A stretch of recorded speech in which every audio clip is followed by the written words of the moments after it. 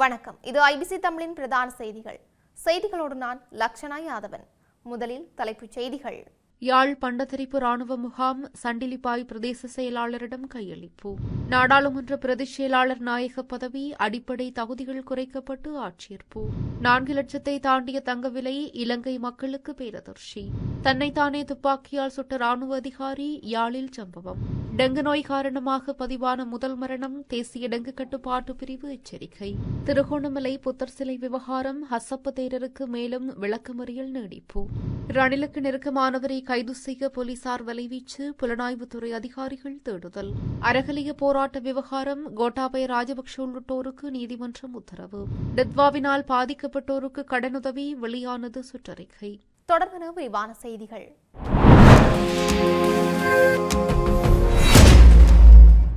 2012ஆம் ஆண்டு முதல் இராணுவத்தினரின் பயன்பாட்டில் இருந்த பண்டத்தரிப்பு கிராமம் அலுவலர் பிரிவில் உள்ள பிரதேச சபையின் கொள்கலம் அமைந்துள்ள காணியை விட்டு இராணுவத்தினர் வெளியேறியுள்ளனர்.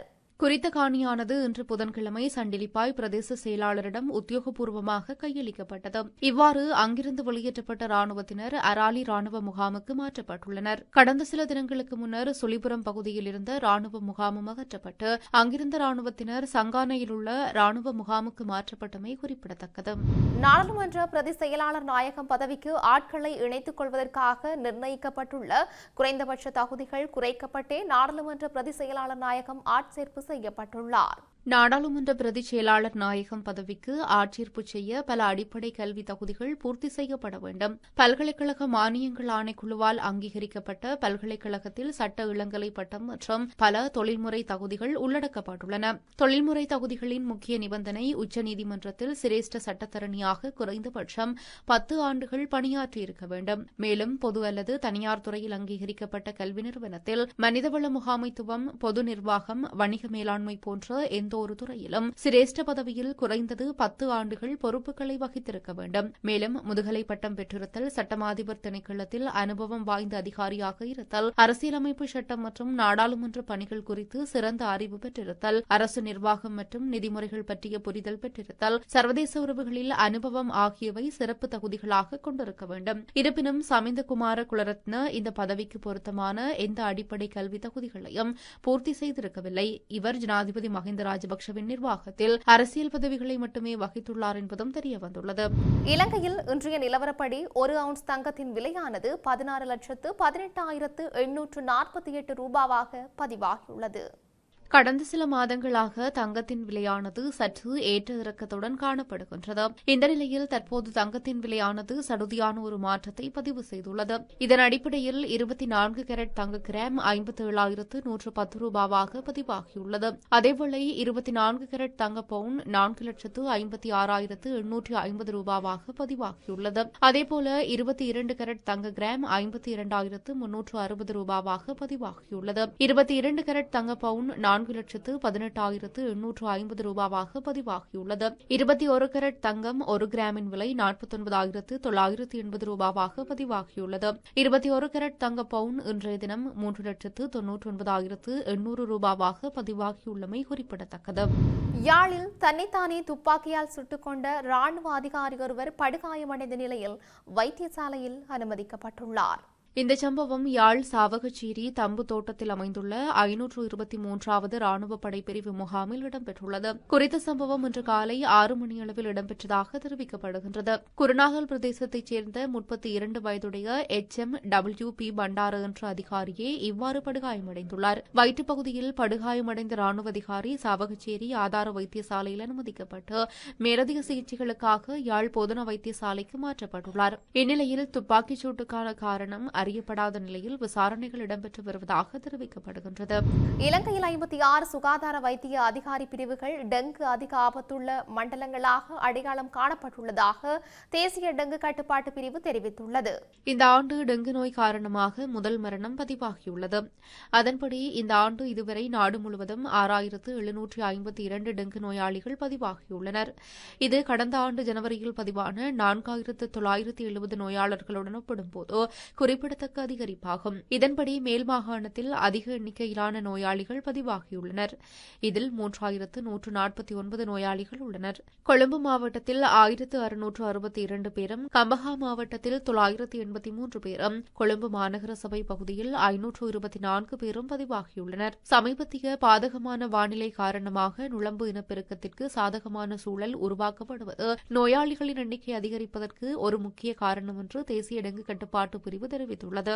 எனவே காய்ச்சல் அறிகுறிகள் 3 நாட்களுக்கு மேல் நீடித்தால் உடனடியாக வைத்தியரை அணுகுவது, இரத்த பரிசோதனைகள் செய்து கொள்வது மற்றும் சரியான சிகிச்சை பெறுவது மிகவும் முக்கியம் என்றும் சுகாதார அதிகாரிகள் பொதுமக்களை எச்சரிக்கின்றனர். டெங்குவை எதிர்த்து போராட சுற்றுப்புறச் சூழலை சுத்தமாக வைத்திருப்பது மற்றும் நீர்நிலைகளை அகற்றுவது போன்ற நடவடிக்கைகளை எடுக்க அனைவரினதும் ஒத்துழைப்பும் தேவை என்றும் அவர்கள் சுட்டிக்காட்டுகின்றனர். திருகோணமலை புத்தர் சிலை விவகாரம் தொடர்பில் கைது செய்யப்பட்ட கஸ்தபதேரர் மற்றும் 4 பிக்குகள் உட்பட 10 சந்தேக நபர்களுக்கு விளக்கமறியலானது நீடிக்கப்பட்டுள்ளது.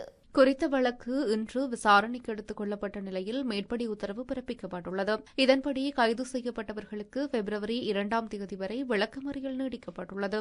திருகோணமலை புத்தர் சிலை விவகாரம் தொடர்பில் விளக்கமறியலில் வைக்கப்பட்டுள்ள பலாங்குட ஹசப்ப தேரர் மற்றும் 4 பிக்குகள் உட்பட 10 சந்தேக நபர்கள் இன்றைய தினம் நீதிமன்றத்திற்கு அழைத்துச் செல்லப்பட்டனர். திருகோணமலை நகர கரையோர பாதுகாப்பு வலயத்தினுள் அனுமதியின்றி கூடாரம் ஒன்றை அமைத்து புத்தர் சிலையொன்றை ஸ்தாபித்ததாக கரையோர பாதுகாப்பு மற்றும் கரையோர மூலவள முகாமைத்துவ திணைக்களம் செய்த முறைப்பாடு தொடர்பான வழக்கு கடந்த ஜனவரி 14ஆம் தேதி திருகோணமலை நீதவான் நீதிமன்றில் விசாரணைக்கு எடுத்துக் கொள்ளப்பட்டது. இதன்போது அவ்வழக்கில் சந்தேக நபர்களாக பெயரிடப்பட்டிருந்த 11 பேரில் 9 பேர் நீதிமன்றில் ஆஜராகியிருந்தனர். இதன்போது பலாங்குட ஹசப்ப தேரர் உள்ளிட்ட 10 சந்தேக நபர்களையும் இன்று வரை விளக்கமறியலில் வைக்குமாறு திருகோணமலை நீதவான் கடந்த 19ஆம் தேதி உத்தரவிட்டிருந்தார். சந்தேக நபர்களுக்கு எதிராக கரையோர பாதுகாப்பு சட்டத்தின் கீழ் முன்வைக்கப்பட்டுள்ள குற்றச்சாட்டுகளை திரும்பப் பெறுவதற்கு சட்டமாதிபர் மற்றும் திருகோணமலை துறைமுக போலீசார் மறுப்பு தெரிவித்ததை அடுத்தே இந்த உத்தரவு பிறப்பிக்கப்பட்டது. இவர்களில் திருகோணமலை கோட்டை வீதியில் உள்ள ஸ்ரீ சம்புத்த ஜெயந்தி போதிராஜ விகாரையின் விகாராதிபதி, திருகோணமலை கல்யாண வம்ச திஸ்ஸ தேரர், பலாங்குட ஹசப்ப தேரர், திருகோணமலை சுகித வம்ச திஸ்ஸ தேரர் மற்றும் நந்த தேரர் ஆகியோரும் உள்ளடங்குகின்றனர். முன்னாள் ஜனாதிபதி ரணில் விக்ரமசிங்கவின் செயலாளராக பணியாற்றிய சமன் ஏகநாயக்கவை கைது செய்ய போலீஸ் விசாரணைகள் தொடங்கப்பட்டுள்ளன. முன்னாள் ஜனாதிபதி ரணில் விக்ரமசிங்க தனது மனைவி மைத்ரி விக்ரமசிங்கவின் பட்டமளிப்பு விழாவில் கலந்து கொள்ள லண்டன் சென்ற விவகாரம் தொடர்பான விசாரணையில் சமநேக நாயக்கவை கைது செய்ய சட்டமா அதிபரிடமிருந்து குற்றப்புலனாய்வுத் துறைக்கு அறிவுறுத்தல்கள் கிடைத்துள்ளன. அதன்படி சமநேக நாயக்கவை கைது செய்ய தேவையான நடவடிக்கைகளை போலீசார் குழு ஒன்று தொடங்கியுள்ளதாக போலீஸ் ஊடகப் பிரிவு தெரிவித்துள்ளது. இதற்கமைய அவரை கைது செய்ய நேற்று அவரது வீட்டுக்கு சென்ற போதிலும் அவர் வீட்டில் இல்லை என தெரிவிக்கப்படுகின்றது. இதேபோல் சமநேக நாயக்க அடிக்கடி சுற்றித் திரியும் பல இடங்களுக்கும் குற்றப்புலனாய்வுத்துறை அதிகாரிகள் சென்றுள்ளனர். மேலும் இதுவரை அவர் குறித்து எந்த தகவலும் கிடைக்கவில்லை என்றும், இருப்பினும் அவர் விரைவில் நீதிமன்றத்தில் முன்னிலையாவார் என்றும் எதிர்பார்ப்பதாக போலீஸ் ஊடகப் பிரிவு தெரிவித்துள்ளது. இதேவேளை பொதுச்சொத்து சட்டத்தின் கீழ் தாக்கல் செய்யப்பட்ட வழக்கு தொடர்பாக முன்னாள் ஜனாதிபதி ரணில் விக்ரமசிங்க இன்று கோட்டை நீதவான் நீதிமன்றில் முன்னிலையாகி இருந்தமை குறிப்பிடத்தக்கது. 2022ஆம் ஆண்டு மே மாதம் 9ஆம் தேதி இடம்பெற்ற அறக்கலைய போராட்டம் தொடர்பில் முன்னாள் ஜனாதிபதி கோட்டாபய ராஜபக்ச உள்ளிட்டோருக்கு அறிவித்தல் ஒன்றினை அனுப்ப உயர்நீதிமன்றம் உத்தரவிட்டுள்ளது.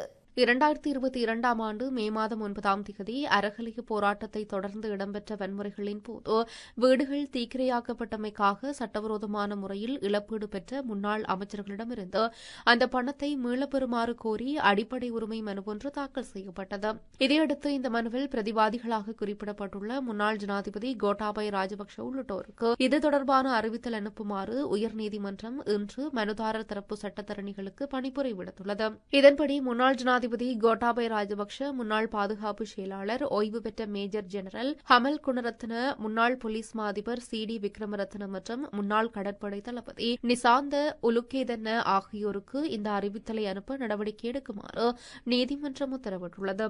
மேலும் முன்னாள் அமைச்சர்களான பிரசன்ன ரணதுங்க, டிரான் அலஸ் மற்றும் பொதுமக்கள் பாதுகாப்பு அமைச்சின் முன்னாள் செயலாளர் ஜகத் அல்விஸ் ஆகியோருக்கும் இந்த வழக்கிற்குரிய அறிவித்தலை வழங்குமாறு உயர்நீதிமன்றம் தனது உத்தரவில் மேலும் குறிப்பிட்டுள்ளது. செய்யப்பட்டுள்ளது. அனர்த்தத்தினால் பாதிக்கப்பட்ட மக்களுக்கான கடன் உதவிகள் குறித்த சுற்றறிக்கை ஜனாதிபதி ஊடக பிரிவினால் இன்று வெளியிடப்பட்டுள்ளது.